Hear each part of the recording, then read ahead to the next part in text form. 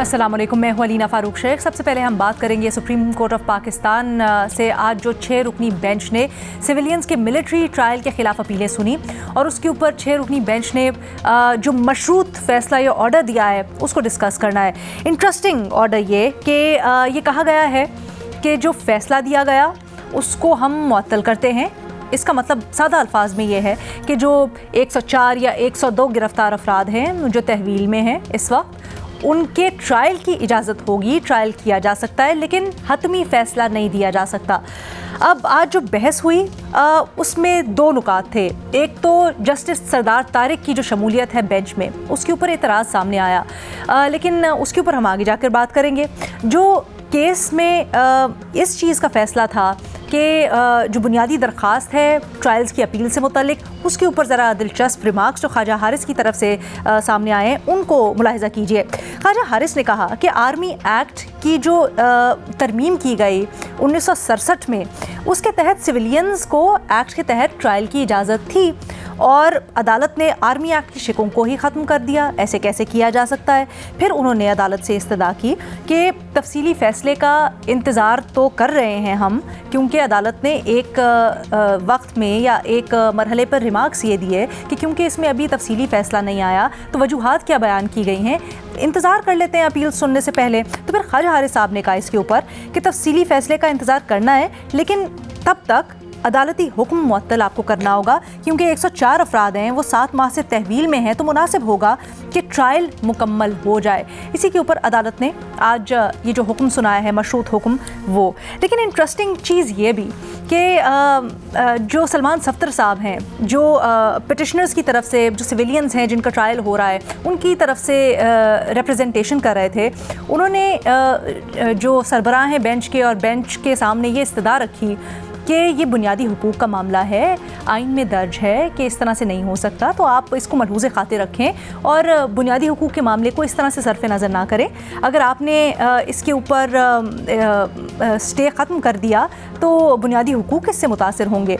इसके ऊपर रिपोर्ट ये किया जा रहा है, हमारी नुमाइंदा मरीम नवाज़ ने भी इसको कन्फर्म किया है कि जस्टिस सरदार तारिक मसूद ने जब ये सुना तो उन्होंने रिमार्क ये दिया कि एक तो बुनियादी हुकूक ने हमें पता नहीं कहाँ लेके जाना है। This is very interesting. Also Sardar Tariq Masood Sahab की इंक्लूजन के ऊपर, इस बेंच में शमूलियत के ऊपर एतराज़ भी उठा है, लेकिन जब एतराज़ उठाया गया तो जस्टिस सरदार तारिक मसूद ने कहा कि जवादस ख्वाजा साहब, जो कि दरख्वास्त गुजारों में से एक हैं, जब वो चीफ़ जस्टिस से, तो उनका अपना एक फ़ैसला मौजूद है जिसमें वो ये कहते हैं कि जज की अपनी मर्ज़ी होती है कि अगर वो अपने आप को अलग करना चाहे बेंच से या फिर वो समात का हिस्सा बनना चाहता है, तो फिर मैं नहीं उठता इस बेंच से, नहीं अलग करता ख़ुद को इस समात से, कर लें जो करना है। इंटरेस्टिंग। अपने तजियाकारों की ज़रा राय जानते हैं ये जो आज का हुक्म आया है इसके ऊपर। हमें ज्वाइन कर रहे हैं शहजाद इकबाल साहब, सुहेल बड़ायत साहब हमारे साथ मौजूद हैं, इरशाद भट्टी साहब और उमर चीमा साहब भी हमें ज्वाइन किए हुए हैं। शहजाद, सबसे पहले आप बताइएगा, जिस तरह से आज प्रोसीडिंग्स हुई बड़ी दिलचस्प, और उसके बाद जो हुक्मनामा आया है, मशरूत इजाज़त, फ़ैसला नहीं करेंगे बट ट्रायल्स होंगे, कैसे देखते हैं आप इसको? जी बहुत शुक्रिया अलीना। मुझे नहीं पता दिलचस्प का लफ्ज़ इस्तेमाल करेंगे या कोई और लफ्ज़ इस्तेमाल करेंगे, क्योंकि जो कंडक्ट आज इस बेंच के हेड ने दिखाया है, जस्टिस तारिक मसूद साहब, मेरे ख्याल से इट्स अनलाइक अ जज। क्योंकि अक्सर होता है कि एतराज़ होता है बेंच पे, कभी जज साहब उठ जाते हैं बेंच से, अलहदा हो जाते हैं, एक्यूज़ कर लेते हैं, कभी नहीं करते। लेकिन इस तरह के रिमार्क्स देना कि मैं नहीं उठता बेंच से, क्या कर लेंगे आप, और फिर जब ये कहा गया कि तो फिर हमारे एतराज़ात के बावजूद आप यहाँ बैठ के सुनेंगे, तो उन्होंने कहा बैठ के नहीं तो क्या खड़े होके सुनूं। तो मैं तो अदालत में नहीं था, लेकिन ये रिमार्क्स पढ़ के मुझे बड़ा ताज्जुब हुआ है आज की समात के हवाले से। जहाँ तक केस का फैसला है, देखिए 2-3 बुनियादी बातें सामने आई हैं। एक तो जो 3 रुकनी कमेटी है जो अब डिसाइड करती है कि बेंच क्या होगा या 184(3) का केस बनता है या नहीं बनता। 3 रुकनी कमेटी है जिसमें चीफ जस्टिस साहब है, काजी फाइज ईसा, जो प्यूनर जज है वो जस्टिस तारिक मसूद साहब है और जस्टिस इजाजुल एहसन साहब हैं। अब कल 2 रोज़ पहले जस्टिस इजाजुल एहसन साहब का जो ख़त आया था उसमें उन्होंने कई चीज़ों पर एतराज़ किया है। एक तो मेरे ख्याल से ऑन रिकॉर्ड ये भी लाना चाहिए कि जब तक बंदियाल साहब थे उस वक्त भी बड़े जजेस के कॉन्स्टिट्यूशन ऑफ द बेंच के हवाले से सवाल उठते थे। इजाजुल एहसन साहब का मुझे कोई रिमार्क याद नहीं, कोई और जजेस, कई और जजेस हैं जिन्होंने एतराज़ किया था कि चीफ जस्टिस साहब अपना स्वाबदीदी इख्तियार दुरुस्त तरीके से नहीं इस्तेमाल कर रहे हैं, लाइक माइंडेड जजेस को बिठा रहे हैं, लेकिन इजाजुल एहसन साहब ने नहीं एतराज़ किया था कभी। लेकिन चले देर आए दुरुस्त आए, मेरे ख्याल से वो इसलिए एतराज़ कर रहे हैं क्योंकि अब एक कमेटी है बाय द लॉ जिसने कॉन्स्टिट्यूट करना है बेंचेस को, तो उसमें वो कह रहे हैं कि इस केस के हवाले से, मिलिट्री कोर्ट के केस के हवाले से, कि हमने ये डिसाइड किया था कि 7 रुकनी बेंच बनेगा और सीनियर मोस्ट जजेस पर ये बेंच मुश्तमिल होगा। लेकिन कह रहे हैं कि मुझे नहीं बताया गया कि ये बेंच 6 रुकनी कैसे हो गया और कौन कौन से ऐसे सीनियर मोस्ट जजेस थे जिन्होंने इस बेंच पे बैठने से एतराज़ किया। तो ये वाज़ेह तौर पे उन्होंने अपने ख़त में लिखा है, तो इसका तो जवाब आना चाहिए जब हम बात करें ट्रांसपेरेंसी की, क्योंकि इस बेंच में कुछ नुमाया नाम है, बड़े नाम है जो नहीं थे। मिसाल के तौर पे चीफ जस्टिस साहब खुद काजी फाइज ईसा इसमें नहीं बैठे थे। एक मैं देख रहा हूँ सोशल मीडिया पे मामला चल रहा है कि 2016 में जब 21वीं तरमीम आई थी उस वक्त उन्होंने मुखालफत की थी। मेरे ख्याल से वो एक टोटली डिफरेंट मैटर था, वहाँ पे स्पेशल कोर्ट्स बनाने की बात हो रही थी।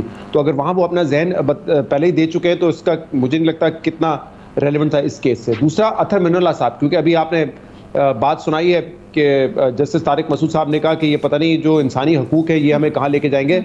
तो जस्टिस अतर मिनल्ला साहब हमेशा इंसानी हकूक की बात करते रहे। हमने देखा है बतौर chief justice Islamabad high court में जिस तरीके से उन्होंने प्रोसीडिंग को चलाया है, तो उनके लिए तो ये बड़ा मायने रखता है। वो उनका इस बेंच पे ना होना, मंसूरी शाह साहब पहले रिक्यूज कर चुके थे, कॉन्फ्लिक्ट ऑफ इंटरेस्ट की वजह से उन पर पहले एतराज़ हुआ था, तो ये जजेस नहीं थे। फिर जस्टिस इजाजुल एहसन का ये कहना कि 6 रुकनी कैसे बन गया, सीनियर मोस्ट जजेस क्यों नहीं थे, एक ये एतराज़। और दूसरा आज जो मेंटेनेबिलिटी के हवाले से जब ये कहा गया कि आप पहले ही अपनी एक राय दे चुके हैं तो लिहाजा आप इस बेंच पे ना बैठे, उन्होंने इस एतराज़ को जो है रिजेक्ट किया। जबकि आपको याद होगा अभी रिसेंटली हमने देखा था जो केपी और पंजाब में इलेक्शंस का मामला था, तो जस्टिस इजाजुल एहसन और मज़ार अली नकवी साहब को इस बात पे रिक्यूज करने पे मजबूर किया कि क्योंकि आप एक केस में कह चुके थे कि सू मोटो इस पे लेना चाहिए, तो आप अपना जहन बता चुके हैं तो आप रिक्यूज करें, उन्होंने रिक्यूज कर लिया। तो हमने तो देखा है मंसूर अली शाह साहब से इसी केस में जब कहा गया कि आप रिक्यूज कर लें हुकूमत की जानिब से, उस वक्त की हुकूमत की जानिब से, वो भी रिक्यूज कर गए।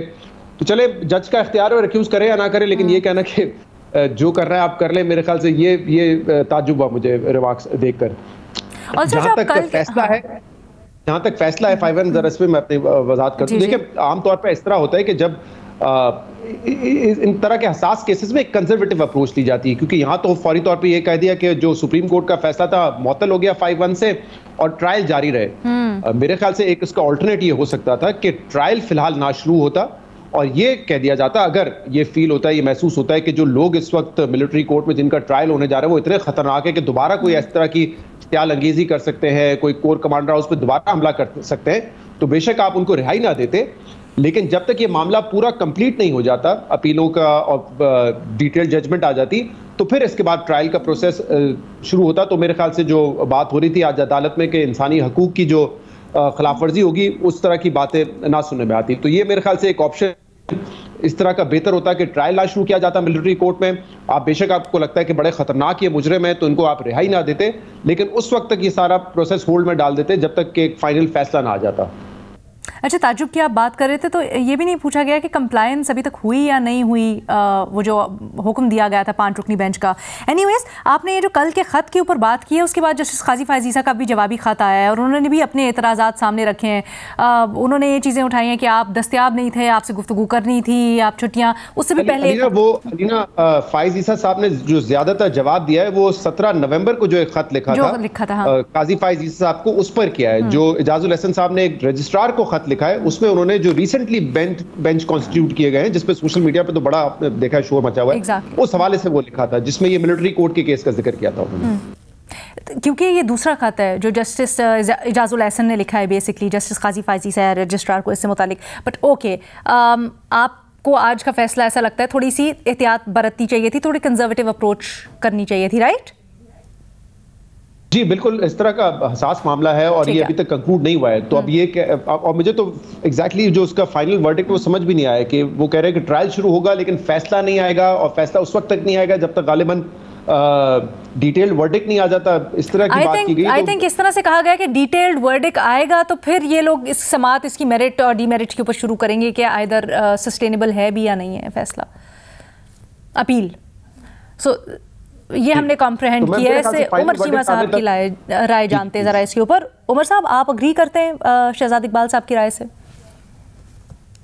देखिए अलीना, अभी जो सिचुएशन है ना ये बड़ी कॉम्प्लिकेटेड है और मैं समझता हूँ कि सुप्रीम कोर्ट और कोई काम करे या ना करे, लेकिन एक चीज़ उनको ज़रूर मैंडेटरी करनी चाहिए कि जो भी बेंच अपना एक फ़ैसला देता है उसको जल्द से जल्द उसका एक तफसीली फ़ैसला उसको ज़रूर जारी करना चाहिए। तफसीली फ़ैसला जब आप जारी करते हैं तो आपको अपने इब्तदाई फ़ैसले के बारे में सोचना पड़ता है कि मैंने इसका जवाज़ क्या फ़राहम करना है। अब यह है कि अगर हम ये समझ लें कि जो पहला बेंच है वो बड़ा ह्यूमन राइट्स के हवाले से उनकी बड़े सेंसिटाइज थे, तो उनको ये चाहिए था कि अपना एक तफसीली फ़ैसला जारी करते ताकि ये बहाम ख़त्म हो जाता और वो वजूहात बयान करते। अब होगा क्या? अब जो आप अभी फ़ैसला यानी कि उन्होंने पहले को कलअदम करार दिया है और जो बाकी मामला है उसका असर भी उन लोगों पर पड़ेगा कि जो इस टाइम कैद में हैं, क्योंकि जब तक ये फैसला नहीं आता तो सुप्रीम कोर्ट मजीद फैसला नहीं करेगी। तो वो तो एक तरह से सजा ही भुगत रहे हैं ना, वो ऑलरेडी कैद में है। ये तो नहीं है कि वो अपने घरों में बैठे हुए हैं, तो वो कैद में है, ठीक है। तो उनकी कैद जो है वो भी जारी रहेगी। लिहाजा अगर जो पहला फैसला आया था तो उसमें सिवाय इसके अपना एक मुख्तसर फैसले के अलावा कोई जो लिटिगेंट्स हैं या यानी कि जो इस केस में जो मुतासरीन हैं मिलिट्री कोर्ट के हवाले से, उनको तो ऐसा कोई फ़ायदा नहीं हुआ। वो फैसला जो है वो एक तरह से काउंटर प्रोडक्टिव हुआ है, ठीक है। अच्छा, दूसरी बात यह है कि जिस तरह ये जिक्र हुआ कि अतर मिनल्ला जो है वो भी फैसले के ऊपर इसलिए फ़ायदा नहीं हुआ। नहीं, फ़ायदा नहीं हुआ। अब यह है कि जो अभी जो एक नजरसानी वाला बेंच है, हाँ। इसने भी तो उसी को एक नज़ीर बनाया ना जी कि पहले उसका तहरीरी फैसला आ जाए तो उसके मेरिट को भी हम डिस्कस कर लेंगे। तो लिहाजा उनको पहले बेंच को तो चाहिए कि अपना एक तफसीली फैसला जारी करें ताकि पता चले। और ये अक्सर होता है, होता क्या है कि एक दफ़ा कोई एक और केस था जो कि साकिब निसार साहब ने अपने जाने से कोई एक हफ्ता पहले सुनाया, और वो ये जो हमारा इधर है कॉन्स्टिट्यूशन 1 एवेन्यू पे जो टावर है उसके बारे में था। उसका वही शॉर्ट ऑर्डर जारी हुआ है, आज तक तफसीली फैसला नहीं आया। उसमें उन्होंने एक पेनल्टी मुकर्रर की कि ये जो टावर वाले हैं ये इतने पैसे देंगे। उसका जवाब क्या फराहम किया कि मैंने रात को ख्वाब में देखा है। अब आप एक आला तरीन अदालत हैं, तो अगर आप इस तरह से एक बहके हुए अंदाज में आप फैसले करेंगे तो उनका एक ओवरऑल साइल पर, ओवरऑल मुल्क पर इम्पैक्ट होता है। तो इन्होंने एक ये जवाब बनाया हुआ है कि अगर तफसीली फैसला नहीं आता तो जो मुख्तसर फैसला है उसको ही फाइनल समझा जाए। जब इस तरह होगा तो फिर तो इसका मतलब है कि उसके मेरिट पर बात ही नहीं होगी कि सुप्रीम कोर्ट ने कैसे किया है। तो फिर तो अगर कोई लोग जो हैं वो ज्यादा एक्टिव होंगे तो हम निशानदेही कर रहे हैं आप, क्योंकि आज भी ये बात अदालत में ज़ेर गौर आई, बल्कि जैसे सारिक मसूद ने रिमार्क्स दिए कि 2 लाइंस में एक पूरे के पूरे कानून के सेक्शन को कलअदम करार दिया गया, तो वजूहात तो इसकी सामने आनी चाहिए। बट आज जो फैसला हुआ उसके ऊपर थोड़ा सा आइएगा। और दूसरा अलीना, ये जो जिस तरह शहजाद बात कर रहे थे कि जस्टिस अतर मिनल्ला की कि वो भी उसका हिस्सा नहीं बनना चाह रहे थे, या जो जस्टिस मंसूर अली शाह हैं उन्होंने भी एक जवाब फ्राहम किया कि मेरे अजीज़ हैं इसमें जो पिटिशनर हैं, यानी कि जस्टिस जवाद ख्वाजा की तरफ उनका जिक्र था, तो मैं भी इसका हिस्सा नहीं बनना चाहता। देखें, मेरी नज़र में वजह कुछ और है। वजह यह है कि ये जो हम आज तब्दीलियाँ देख रहे हैं, ये इससे लोग कन्फ्यूज़ हैं कि हम क्या इस पर पोजीशन लें। कि एक तरफ अगर आप मिलिट्री कोर्ट्स की बात करते हैं तो फिर भी आपको होता है कि यार लोग क्या सोचेंगे। दूसरी तरफ सवाल यह है कि अगर आपने इस चीज़ को एक कैजुअली ले लिया, इसको इजी ले लिया, तो इसके भी बड़े संगीन नतायज हैं कि कोई भी बंदा उठे और वो जाके मिलिट्री इंस्टॉलेशन को टारगेट करना शुरू कर दे, ठीक है। तो इस चीज़ पे एक तरफ पॉपुलैरिटी है, एक तरफ ये है कि आपको कोई चीज़ें हैं कि आपका जो माइंड है वो उनको एक्सेप्ट नहीं कर रहा, कोई है कि उसको लोग एक्सेप्ट नहीं कर रहे। तो इसमें जजेस जो है वो भी कंफ्यूज हो जाते हैं कि इसमें बोल्ड पोजीशन कौन लेगा। जजेस को तो पॉइंट ऑफ लॉ देखना है ना, जजेस को तो पॉपुलर पोजीशन नहीं देखनी। यही तो बात है ना, पॉइंट ऑफ लॉ देखना है ना। अब उसमें फिर बात आ जाएगी जो हम पहले कर रहे थे, पॉइंट ऑफ लॉ भी तब होगा कि जो मौजूदा बेंच है वो भी तो तब इस पे कुछ करेगा कि जो पहले उन्होंने जो फैसला दिया उसके मेरिट को देखेगा, उसके मेरिट को डिबेट करेगा, आगे उनकी एक अपनी राय है कि वो कहेंगे जी कि हम अगर इससे इख्तिलाफ करते हैं तो किस बुनियाद पे करते हैं। अभी अगर वो फैसला देंगे तो एक दो सतरी फैसले पर वो क्या आगे उस पर क्या कार्रवाई होगी। तो मेरा है कि इस पे ओवरऑल सबको अपनी जिम्मेदारी जो है वो शो करने की जरूरत है। बाकी जहां तक ये बात आ रही है ना जस्टिस तारिक मसूद साहब की कि उन्हें बैठना चाहिए था या नहीं चाहिए था, ये अभी हाल की बात है कि जस्टिस जवाद एस ख्वाजा किसी जगह पे एज अ चीफ गेस्ट आए हुए थे और उधर यही बात जो है वो दोबारा आ गई। अच्छा। और जवाद एस ख्वाजा जो है ना, एक तो तारिक साहब जो हैं, तारिक मसूद साहब उनके पुराने फैसले का हवाला दे रहे हैं, मैं अभी हालिया की उनकी बात कर रहा हूं। तो उसमें उनको पूछा गया जी कि अगर किसी जगह पे कोई कॉन्फ्लिक्ट ऑफ इंटरेस्ट आ जाता है या अगर कोई उस पर कोई इतराज कर देता है जज पे तो उसको क्या करना चाहिए। तो उस पर उन्होंने कहा जी कि जो है ना ये जज पर छोड़ देना चाहिए। ठीक है, तो मेरे ख्याल है कि इस मामले में अच्छा एक तो यह है कि एक आपकी इखलाकी पोजीशन तो यह है कि आपको पीछे हट जाना चाहिए। अब इसका जो एक दूसरा पहलू आता है, दूसरा पहलू यह आता है कि बाज़ औक़ात लोग इसको वेपन इस्तेमाल करना शुरू कर देते हैं कि किसी पार्टी को अगर आइडिया है कि हमारे फलां जो जजेस हैं वो हमारे हक में हैं, वो कहेंगे जी कि अगर उनके कोई अलावा होगा तो हम इन पर एतमाद ही नहीं करते। ठीक है, तो ये भी एक बड़ा कंफ्यूजिंग पॉइंट है कि जिस पे आप हमारी कंफ्यूजन दूर करें। किया तो क्या वो हथियार के तौर पर इस्तेमाल किया था नून लीग ने उस वक्त?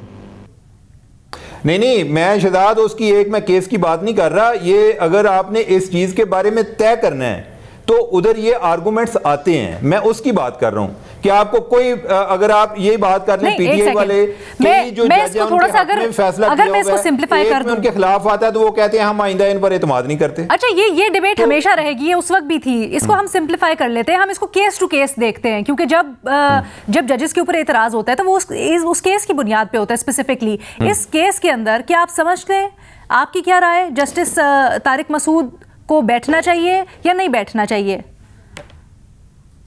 देखिए, मैं आपसे यही बात कर रहा हूं कि आइडियली तो बेहतर ये है कि अगर उन पर कोई एतराज आ रहा है और खास तौर पे ये जिस तरह के रिमार्क्स का आपने जिक्र किया कि बुनियादी हुकूक क्या चीज़ हैं या मैं उधर उठ जाऊं बैठ जाऊं, ये तो एक दोस्त दांधली वाली बात है। उनको ज़रा इन चीज़ों को बेहतर तरीके से हैंडल करना चाहिए था और दलील के साथ हैंडल करना चाहिए था जी कि अगर मैं नहीं होता तो कोई और किस तरह फ़र्क किस तरह आएगा या मेरे पे एतराज़ है तो उसमें कितना वेटेज है, इस पर बात होनी चाहिए थी। उन्होंने जिस अंदाज में इस चीज़ को कंडक्ट किया मेरे ख्याल है वो कोई इतना मुनासिब नहीं था। ओके उमर, और मुझे एक छोटी सी करेक्शन, क्योंकि वो उमर चीमा साहब ने कहा कि मैंने कहा कि अतहर मिल्ला बैठना नहीं चाहते थे, मैंने ये नहीं कहा, मैंने कहा वो इस बेंच पे थे नहीं। और जस्टिस इजाजुल हसन कह रहे हैं कि हमें वजाहत नहीं दी गई कि सीनियर मोस्ट जजेस क्यों नहीं बैठे। मैंने कहा थोड़ी सी करेक्शन कर दूं। ठीक है उमर, प्लीज मुझे स्पेसिफिकली बता दीजिएगा कि आज जो हुक्म आया है उसके ऊपर आपको लगता है कि मोहतात होना चाहिए था, थोड़ा सा उसी तरह रहने देते, आगे सुन लेते, मामला मौखर कर देते तो ज़्यादा बेहतर होता, या फिर जो ट्रायल करने की इजाज़त दे दी गई है वो आपकी राय में बिल्कुल सही है? बिल्कुल शॉर्टली देखें, ट्रायल की राय ये अगेन ये कंफ्यूजन वाला मामला है, ये इतना सादा मामला नहीं है। ट्रायल की आपने इजाजत दे दी, बंदे उधर लटके हुए हैं। आप ये कह रहे हैं कि इधर तफसीली फैसला जब तक नहीं आएगा हम कोई चीजें तय नहीं करेंगे, उस दौरान वो बंदे उधर कैद में इंतजार करते रहेंगे कि हमारा सुप्रीम कोर्ट ने फैसला क्या करना है कि ये ट्रायल जो है ये लीगल है या नहीं लीगल। तो ये मामला सुप्रीम कोर्ट को, इस कंफ्यूजन से सुप्रीम कोर्ट को निकलना चाहिए और जो पहले बेंच था उनको भी अपना फैसला तहरीरी एक शक्ल में तफसीली फैसला अपना जारी करना चाहिए। और बाकी जो है जो जस्टिस तारिक साहब मैं इसके ऊपर हमें एक दूसरा रुख देती हूँ जिसमें आज अदालत में बहस भी हुई। जब जस्टिसेस के सामने ख्वाजा हारिस साहब अपने दलाइल दे रहे थे तो उन्होंने इसी नुक्ते को अपने दलील के तौर पे इस्तेमाल किया। उन्होंने ये कहा कि ये जो 104 लोग हिरासत में हैं, तहवील में हैं, ये इतनी अरसे से तहवील में है तो ट्रायल तो शुरू करें, कम से कम हम इसको आगे बढ़ाएं, हतमी फैसले का फिर वेट कर लेते हैं। तो उसको अपनी दलील के हक में इस्तेमाल कर रहे हैं आज का ऑर्डर लेने के लिए। एक छोटी सी ब्रेक मैंने लेनी है, उसके बाद हम ज़रा अपने बाकी दोनों एनालिस्ट से भी पूछेंगे कि उनकी क्या राय है, क्या अदालत को मोहतात होना चाहिए था इस मामले के ऊपर, बड़ा संजीदा और बड़े इसके रेप्रिकॉशंस हो सकते हैं इस मामले के, या फिर आज जो ऑर्डर दिया गया है वो उससे इत्तेफाक करते हैं। एक ब्रेक के बाद सुप्रीम कोर्ट के 6 रुकनी बेंच ने आज ये करार दिया है कि सिविलियंस का मिलिट्री ट्रायल होगा, लेकिन ट्रायल का हतमी फैसला नहीं दिया जाएगा जब तक सुप्रीम कोर्ट का 6 रुकनी बेंच इससे मुतल्लिक, इस केस की अपील से मुतल्लिक कोई फैसला नहीं कर लेता। भट्टी साहब, आप आज के ऑर्डर को कैसे देख रहे हैं? क्या दुरुस्त है या मुहतात होना चाहिए था? पहली बात तो ये मैडम शेख कि मुझे तवक्को थी कि चीफ जस्टिस फ़ाइज़ ईसा काजी साहब इस बेंच की सरबराही करेंगे। इतने अहम केस की और जितना असरअंदाज होने वाला केस जो हमारे आगे फ्यूचर में, उसकी वो सरबराही करेंगे। वो नहीं बैठे। मुझे तवक्को थी कि जस्टिस सरदार तारिक मसूद बेंच में नहीं बैठेंगे। वो सुप्रीम कोर्ट के जज हैं और लेकिन वो बैठे रहे। वो एतराज़ हुआ, वो बैठे रहे। और उसके ऊपर जो मुकालमा हुआ है वो बड़ा हैरत अंगेज़ है। क्या कहा जाए इस पर कि एक तो बुनियादी हकूक़ हमें न जाने कहाँ लेकर जाएंगे।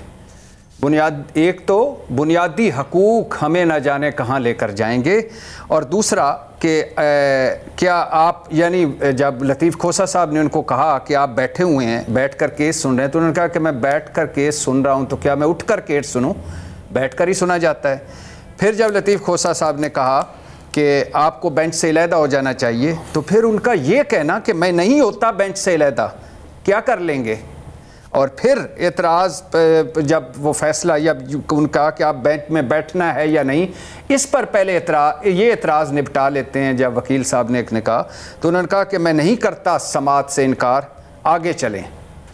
तो ये सुप्रीम कोर्ट के एक जज साहब हैं, वो उनके रिमार्क्स हैं। ये दुख की बात है। और दूसरी, यानी इसी तरह अब जैसे आज इमरान खान ने एक और दरख्वास्त लिखी, एक और दी है चीफ जस्टिस आमिर फारूक साहब के ख़िलाफ़ कि वो हमारे मुकदमे ना सुने। और उसमें बड़ा हैरत अंगेज़ तौर पर है कि 120 मुकदमे और दरख्वास्तें आमिर फारूक साहब सुन रहे हैं इमरान खान की और उनके रिलेटेड।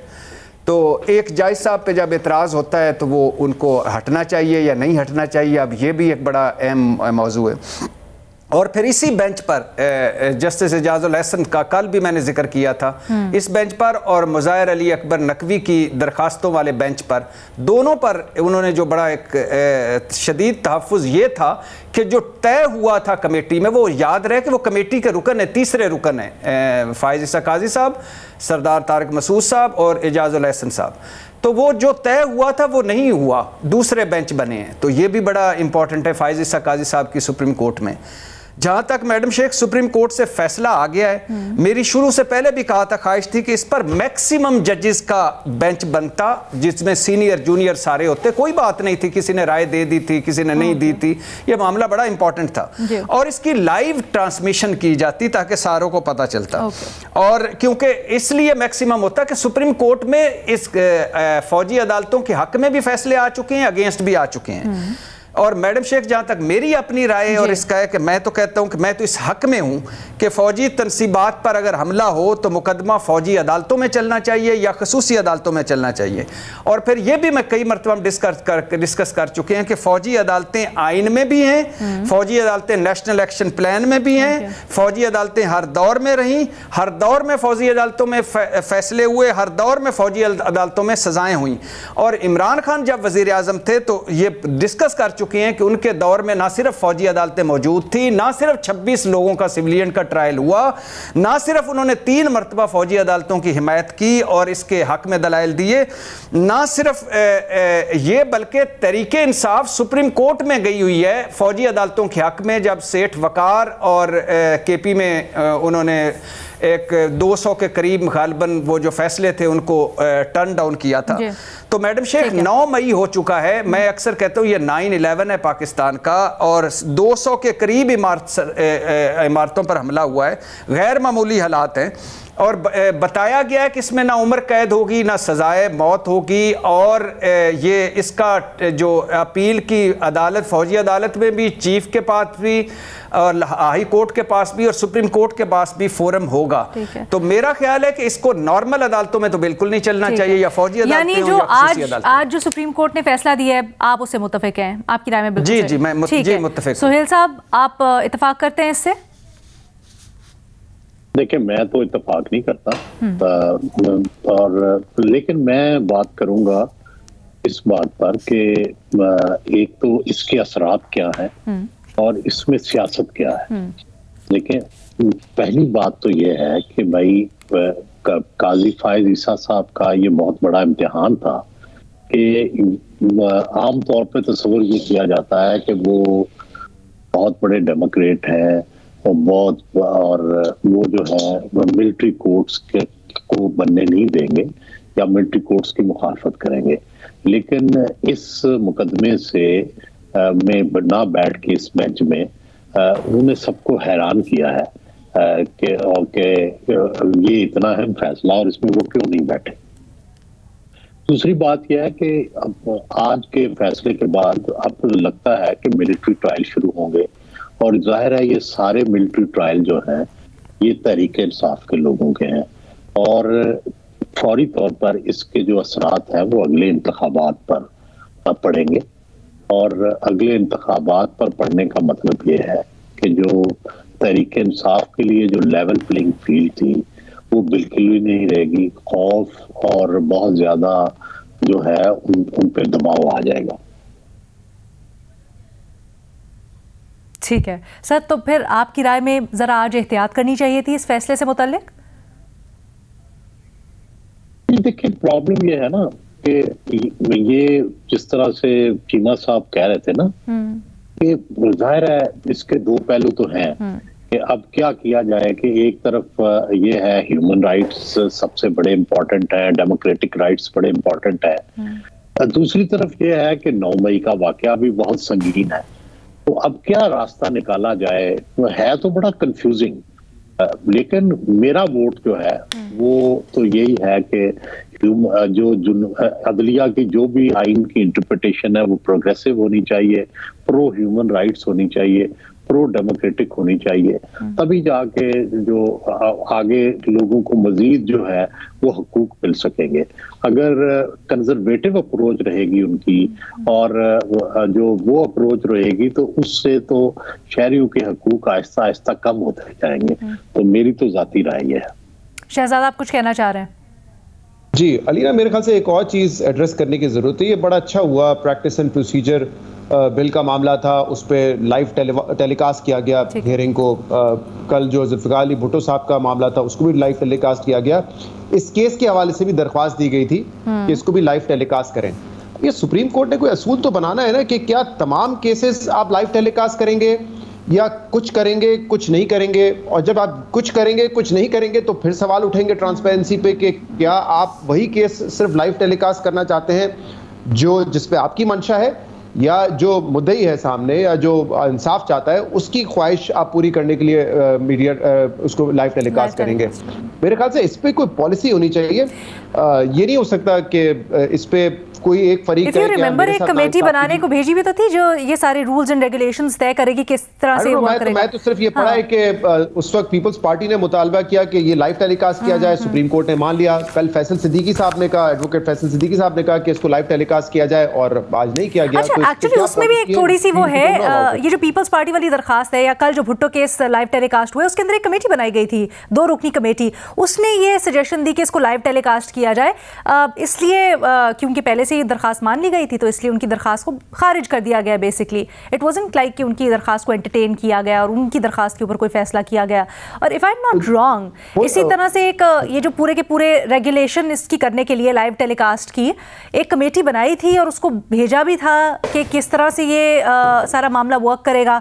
उसने आगे इसके ऊपर क्या किया है, will be sure to check it. We don't know हाँ, एग्जैक्टली किस तरह कौन सा केस लाइव टेलीकास्ट होता है कौन सा नहीं होता है, क्या पॉलिसी है इसके पीछे, हमें तो नहीं पता। ठीक है, will be sure to check on that. और आने वाले दिनों में हम इसको इन्फॉर्मेशन भी गैदर करेंगे इससे मुतल्लिक कि क्या अपडेट चल रही है और फिर अपने देखने वालों को भी बताएंगे और इसके ऊपर तज्जिया तबसरे भी जानेंगे। बट आज का जो हमारा बुनियादी सवाल है, सुप्रीम कोर्ट में जो समाअत जारी है उससे मुतल्लिक मैं तज्जिया करूँ कि आपने राय जानी। ये इख्तलाफ राय थोड़ा सा पाया जा रहा है। गो के एक जानिब जैसे भट्टी साहब कह रहे हैं कि अदालत ने बिल्कुल दुरुस्त फैसला दिया, ट्रायल हो रहे हैं, होने चाहिए, उनका एक मौक़िफ़ है, उनकी एक राय है।